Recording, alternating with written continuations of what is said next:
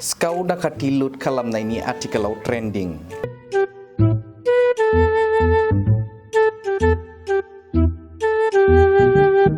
दासान्दि गोबां लाख लाख रां दाखाथिनि लुथिनाय जाथायखौ नोंथांमोना खोनागासिनो।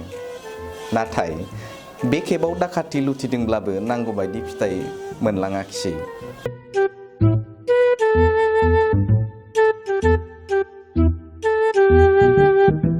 खामानियाथ' दाखाथि बादिखौनो मावदोंमोन, नाथाय फिथाइयासो नांगौ बायदि जायाखिसै। थारैनो जाथाया एसे मिनिथावबो आरो दुखुनांथावबो। सासे गय बेफारिखौ हाथियार दिन्थिना सासे दाखाथिया गोबां लाख लाख रां लुथिनो सानदोंमोन, नाथाय 900 रांल' लुथिनो हादों।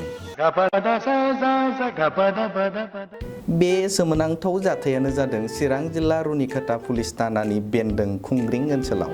थांनाय मोनाबिलिनि 6 रिंगासोआव बे सोमोनांथाव जाथाया जायो। जाथायखौ खोनानाय लोगो लोगोनो रुनिकाटा पुलिस थानानि असि बिप्लब कर'आ गावनि हानजाजों जाथायसालियाव थाङो आरो खौरां लाहैयो। फारसेथिं बाथ्राया बेसो जाबायदि दासान्दि दान मोनसेयावनो चिरां आरो क'क्राझाराव हाथियार दिन्थिना गोबां लाख लाख रां लुथिनानै जाथाया सोमजिगासिनो।